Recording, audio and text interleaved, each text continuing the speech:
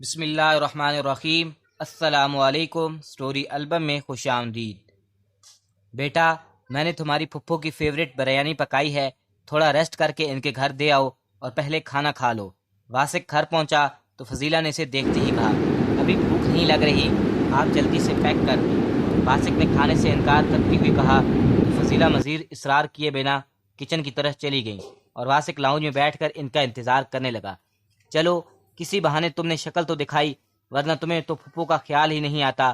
خالدہ واسق کو دیکھ کر بہت ہی خوش ہو گئیں، لیکن پھر بھی شکوہ کیے بنا نہ رسکیں۔ ایسی بات نہیں ہے پھپھو، بس یونیورسٹی کی وجہ سے وقت کم ملتا ہے، اور آپ نے بھی تو 1 مہینے سے چکر نہیں لگایا، کہیں اپنی بھابھی سے لڑائی تو نہیں ہو گئی؟ واسق نے خالدہ کی بات کا جواب دیتے ہوئے آخر میں شرارت سے پوچھا۔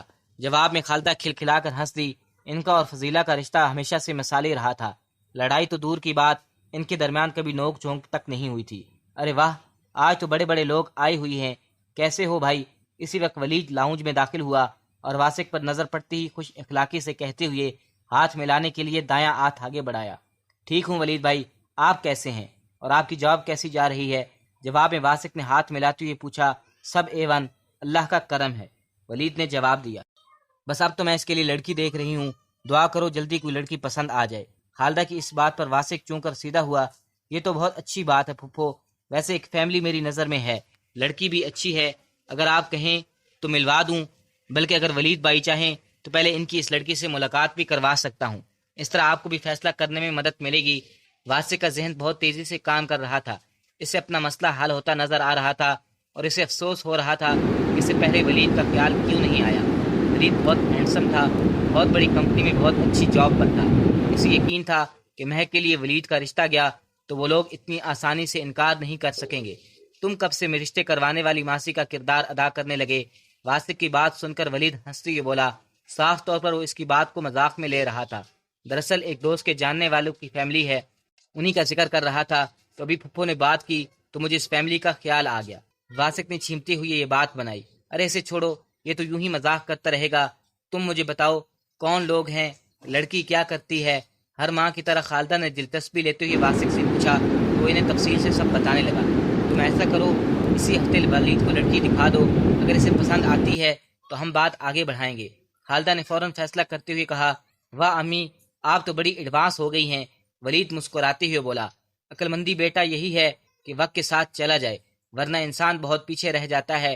خالدہ نے مسکراتے ہوئے جواب دیا، ٹھیک ہے پھپھو، میں اسی سنڈے کو ولید بھائی کی مہک سے ملاقات کروا دیتا ہوں۔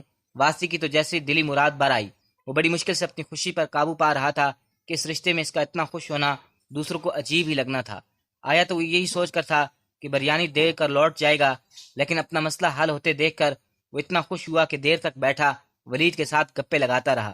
یہ تو وہی بات ہو گئی کہ بچہ بغل میں اور ڈھنڈورا شہر میں۔ رات کو فون پر نوید سے بات کرتے ہوئے جب اس نے خالدہ سے ہونے والی ساری باتیں اسے بتائی تو وہ بے اختیار بولا، ہاں یار، لیکن ابھی کچھ کہنا قبل از وقت ہوگا، پتہ نہیں وہ دونوں ایک دوسرے کو پسند بھی کرتے ہیں یا نہیں۔ واسق نے خدشہ ظاہر کرتے ہوئے کہا، ہاں یہ بھی تیری بات ٹھیک ہے، لیکن ہمیں اچھے کی امید تو رکھنی چاہیے۔ نوید نے اس کو حوصلہ دیتے ہوئے کہا۔ کچھ دیر اور اسی بارے میں بات چیت کرنے کے بعد انہوں نے ایک دوسرے کو اللہ حافظ کہا، کیونکہ واسق نے حوریہ اور نوید نے اپنی مہاجبین سے چیٹ کرنا تھی۔ ویسے وہ بائی نیچر انسان کیسے ہیں؟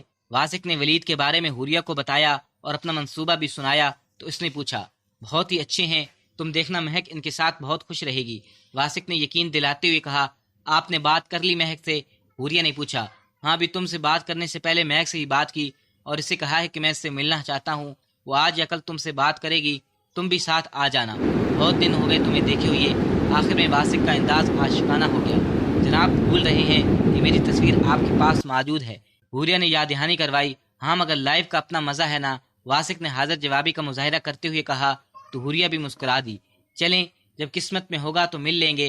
حوریہ نے میسج کیا، ہم اپنی قسمت اپنے ہاتھوں سے لکھنے والے لوگوں میں سے کیوں نہ بنے؟ واسق نے کہا، قسمت اللہ تعالیٰ بناتے ہیں اور جو وہ لکھتے ہیں وہی ہوتا ہے۔ حوریہ کو اس کی بات سے اختلاف تھا، اس لیے اپنی رائے کا اظہار کرتے ہوئے بولی، لیکن دعا سے قسمت بدل جایا کرتی ہے۔ واسق بھی ہار ماننے کے موڈ میں نہیں تھا۔ تو آپ دعا کرتے ہیں؟ حوریہ نے اس کا جواب پڑھ کر مسکراتے ہوئے کہا، دن رات۔ واسق کا جواب فوراً آیا تھا، میں دعا کروں گی کہ آپ کی دعائیں قبول ہو جائیں۔ حوریہ نے جواب دیا، شکر ہے، تم نے ذرا تو امید دلائی۔ واسق نے کہا، اب تک واسق ہی اپنے جذبات کا اظہار کرتا آیا تھا، آج پہلی بار ایسا ہوا تھا اس نے ایسی بات کی تھی جس سے واسق کا دل خوش کر دیا اور اسے یہ یقین بھی دلا دیا کہ اس کی محبت ایک طرفہ نہیں اور حوریہ کو بھی اس کی ہمسفری کی خواہش ہے۔ واسق سے بات کرنے کے بعد حوریہ بستر سے اٹھی اور وضو کرنے کے لیے باتھ روم میں چلی گئی۔ تمہیں کیا ہوا؟ یہ کون سی نماز کا وقت ہے؟ حوریہ کو جائے نماز بچھاتا دیکھ کر مہک نے حیرت سے سوال کیا۔ تہجد کی، حوریہ نے جواب دیا۔ تم تہجد کی نماز پڑھو گی؟ مہک کے لہجے میں حیرت محسوس کر کے حوریہ سچ مچ شرمندہ ہوئی، کیونکہ مہک کا حیران ہونا بنتا بھی تھا۔ حوریہ نماز کے معاملے میں اکثر ڈنڈی مار جایا کرتی تھی اور فرض نمازیں بھی باقاعدگی سے ادا نہیں کرتی تھی۔ ایسے میں اتنی سردی میں بستر چھوڑ کر تہجد کی نماز کے لیے کھڑے ہونا کسی کو بھی حیران کر سکتا تھا۔ ہاں، حوریہ نے جواب دیا۔ کیوں؟ مہک نے بساختہ سے پوچھا۔ کیوں کیا مطلب؟ میرا دل کر رہا ہے۔ حوریہ کو اس کے بتوکے سوال پر الجھن محسوس ہوئی۔ پھر بھی کوئی وجہ تو بتاؤ۔ تم ایگزامینر میں پاس ہونے کی دعا کرنے کے لیے بھی صرف فرض نمازوں کو کافی سمجھتی ہو، یہ تہجد تک نوبت کیسے پہنچ گئی؟ مہک سب سمجھتے ہوئے جان بوجھ کر اسے تنگ کر رہی تھی۔ حوریہ کو کوئی جواب نہ سوجا تو اس نے نماز کی نیت باندھ لی۔ مہک مسکراتے ہوئے اسے دیکھ رہی تھی۔ تو مسٹر واسق، آپ میری پیاری سی بہن کے لیے اتنے اہم ہو گئے کہ آپ کو دعاؤں میں مانگا جا رہا ہے۔ مہک مسکراتے ہوئے دل ہی دل میں واسق سے مخاطب ہوئی تھی۔ واسق نے مجھ سے دوبارہ ملنے کی بات کی ہے۔ اگلے دن کالج سے واپسی پر مہک نے حوریہ کو بتایا۔ اچھا، کب؟ حوریہ نے انجان بنتے ہوئے سوال کیا۔ کل، مہک نے جواب دیا۔ اچھا، پھر تم نے کیا سوچا؟ حوریہ نے اپنی بے چینی چھپاتے ہوئے نارمل لہجے میں پوچھا۔ میں سوچ رہی ہوں مل لیتی ہوں، تم کیا کہتی ہو؟ مہک نے اپنا ارادہ بتاتے ہوئے اس سے مشورہ مانگا۔ ہاں، مل لو، اچھا ہے، حوریہ نے سنجیدگی سے جواب دیا۔ لیکن ایک پرابلم ہے، مہک نے کہا۔ کیسی پرابلم؟ حوریہ نے جلدی سے پوچھا۔ کل اتوار ہے اور میں اکیلی سنڈے کے دن کیسے اور کیا کہہ کر گھر سے نکلوں گی، اس لیے سوچ رہی ہوں ملنے سے منع کر دوں۔ مہک نے بیچارگی سے جواب دیا۔ ارے نہیں، منع کیوں کرو گی؟ میں ہوں نا تمہارے ساتھ، دونوں چلیں گے۔ امی کو کہہ دیں گے کہ مارکیٹ جا رہے ہیں، ویسے بھی مجھے شوز لینے ہیں تو وہ بھی لے لیں گے۔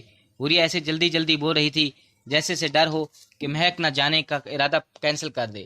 اچھا، مگر پچھلی بار تو تم نے ساتھ چلنے سے منع کر دیا تھا اور شوز تو تم نے پچھلے مہینے ہی لیے تھے، اب پھر سے لے رہی ہو؟ مہک نے اپنی مسکراہٹ چھپاتے ہوئے معصومیت سے سوال کیا تو حوریہ مزید گڑبڑائی۔ اسے بالکل سمجھ نہیں آ رہا تھا کہ مہک کو کیسے مطمئن کرے۔ اچھا چھوڑو نا، یہ سب تم یہ بتاؤ کہ کتنے بجے جانا ہے۔ جب کوئی جواب سمجھ میں نہ آیا تو حوریہ نے موضوع بدلنے کی کوشش کی۔ مہک نے بھی اسے مزید ستانا ٹھیک نہ سمجھا اور اس کی بات کا جواب دینے لگی۔ اگلے دن مہک اور حوریہ طے کردہ ریسٹورینٹ میں پہنچی تو واسق کو اپنا منتظر پایا۔ یہ میرے دوست اور کزن ہیں، ولید۔ مہک کی سوالیہ نظروں کے جواب میں واسق نے تعارف کروایا اور اس کے بارے میں تفصیل سے سب بتانے لگا۔ شروع میں تو مہک کچھ نہ سمجھ سکی، لیکن جب واسق نے ولید کی شان میں قصیدے بیان کرنا شروع کیے تب اسے ساری بات سمجھ میں آ گئی۔ مہک کو حوریہ اور واسق پر ترس بھی آ رہا تھا۔ اس نے سچ مچ ولید میں دلچسپی لینا شروع کی اور اس سے باتیں کرنے لگی۔ ویسے بھی ولید اتنا ہینڈسم تھا، اسے نظر انداز کرنا آسان نہیں تھا۔ وہ مہک کو اچھا لگا تھا۔ ان کو ایک دوسرے سے باتیں کرتا دیکھ کر حوریہ اور واسق ایک دوسرے کو ذومینی نظروں سے دیکھتے ہوئے مسکرا رہے تھے۔ ملاقات کے آخر میں ولید نے مہک سے اس کا موبائل نمبر مانگا اور مہک نے بنا کسی ہچکچاہٹ کے اس سے اپنا نمبر دے دیا اور یہ ملاقات بہت خوشگوار انداز میں اختتام پذیر ہوئی۔ ولید بھائی، پھر پھپھو سے ملوا دوں مہک کی فیملی کو؟ گاڑی میں بیٹھتے ہوئے واسق نے ولید سے پوچھا۔ ارے بھائی، تم تو بہت جلدی میں لگ رہے ہو، اتنی جلدی میں اتنا بڑا فیصلہ نہیں کر سکتا۔ ولید اس کی جلد بازی پر ہنستے ہوئے بولا تو واسق کا منہ اتر گیا۔ آپ نے مہک سے اس کا نمبر مانگا تو مجھے لگا کہ وہ آپ کو پسند آئی ہے۔ واسق نے گاڑی اسٹارٹ کرتے ہوئے مرے مرے لہجے میں جواب دیا۔ اچھی ہے، لیکن شادی کرنی ہے یا نہیں، یہ فیصلہ کرنے کے لیے مجھے کچھ وقت تو چاہیے ہوگا نا، ولید نے وضاحت کی۔ چلیں، جب آپ فیصلہ کر لیں تو بتا دیجیے گا۔ ویسے میں آپ کو بتا دوں، مہک جیسی اچھی لڑکی آج کل ملتی کہاں ہے، بالکل آپ کے مزاج کے مطابق ہے، خوبصورت اور ذہین بھی ہے۔ اس کی فیملی بھی بہت نائس ہے۔ بہن سے تو آپ مل ہی لیے ہیں، کچھ تو اندازہ ہو گیا ہوگا آپ کو۔ کچھ دیر پہلے ولید کی شان قصیدے میں پڑھنے والا واسق اب مہک کو دنیا کی سب سے اچھی لڑکی ثابت کرنے کے لیے زمین و آسمان کے کلابے مار رہا تھا، جبکہ ولید صرف ہاں ہوں اور اچھا جیسے الفاظ میں اس کا جواب دے رہا تھا۔ دوسری طرف حوریہ کو بھی یہ جاننے کی جلدی تھی کہ مہک کو ولید کیسا لگا۔ ٹھیک تھا، تم یہ کیوں پوچھ رہی ہو؟ ارے کہیں تمہیں پسند تو نہیں آ گیا؟ حوریہ کے پوچھنے پر مہک کے جواب نے اسے بخلاہٹ میں مبتلا کر دیا۔ نہیں بھائی، مجھے کیوں پسند آئے گا، میں تو ایسے ہی پوچھا بس، حوریہ نے جواب دیا اور پھر سارا راستہ خاموشی میں گزرا۔ حوریہ نے ولید کے بارے میں مزید کوئی بات یا سوال نہیں کیا۔ دوسری طرف مہک اس کی کیفیت سے جی بھر کر لطف اندوز ہو رہی تھی۔ تھینک یو سو مچ آج آنے کے لیے، رات واسق نے مہک سے کہا۔ ویلکم، مہک نے مسکراتے ہوئے لکھا۔ ویلکم، مہک نے مسکراتے ہوئے لکھا۔ ولید بھائی آپ کو کیسے لگے؟ آپ تو انہیں بہت اچھی لگیں۔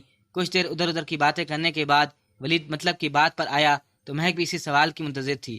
آپ کے کزن اچھے تو لگے ہیں مگر آپ جتنا اچھے نہیں لگے۔ آپ ابھی اتنی ٹھیک سے جانتے نہیں اس لیے ایسا کہہ رہی ہیں۔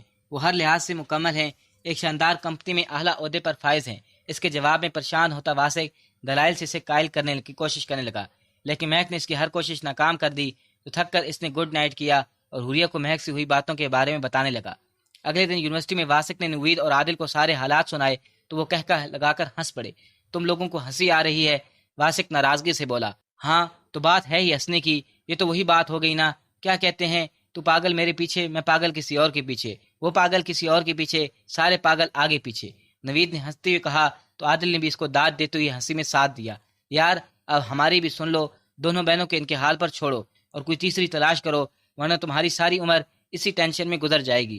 عادل نے سمجھاتے ہوئے کہا تم لوگوں کو یہ سب مذاق لگتا ہے نا، محبت کرتا ہوں میں اس سے، ایسے نہیں چھوڑ سکتا۔ واسق غصے سے کہتا ہوا اٹھ کھڑا ہوا۔ جا کہاں رہے ہو، بیٹھو۔ اسے اٹھتے ہوئے دیکھ کر نوید نے کہا مجھے یہاں بیٹھ کر تم لوگوں کے بیکار مشورے نہیں سننے، میں گھر جا رہا ہوں۔ واسق نے جواب دیا اور پھر ان کے لاکھ روکنے پر بھی وہ رکا نہیں۔ تقریباً 1 مہینہ ہو گیا تھا۔ مہک اور ولید کو بات چیت کرتے ہوئے دونوں پر یہ بات واضح ہو گئی کہ وہ ایک دوسرے کو پسند کرنے لگے ہیں۔ اگرچہ صاف الفاظ میں پسندیدگی کا اظہار ابھی تک دونوں نے نہ کیا مگر کچھ باتیں ان کی کہی ہوئی تبھی اچھے سے سمجھ میں آ جایا کرتی تھی۔ مہک نے ولید کو کہا تھا کہ وہ بھی کسی کو نہ بتائے کہ ہم دونوں کے درمیان بات ہو رہی ہے، اور اس نے اپنا وعدہ نبھایا اور واسط کو کچھ بھی نہ بتایا۔ لیکن میری ایک شرط ہے، آپ کو میرا ساتھ دینا ہوگا۔ اس روز ولید نے مہک کو باقاعدہ طور پر پرپوز کیا تو وہ کہنے لگی تمہاری ہر شرط سر آنکھوں پر، بولو کیا شرط ہے؟ ولید نے اس کا مان رکھتے ہوئے محبت بھرے لہجے میں پوچھا اور جواب میں مہک نے اسے اپنی ساری پلاننگ بتا دی، اور اس طرح حور اور واسق کے معاملے میں ولید اس کا رازدار بن گیا تھا۔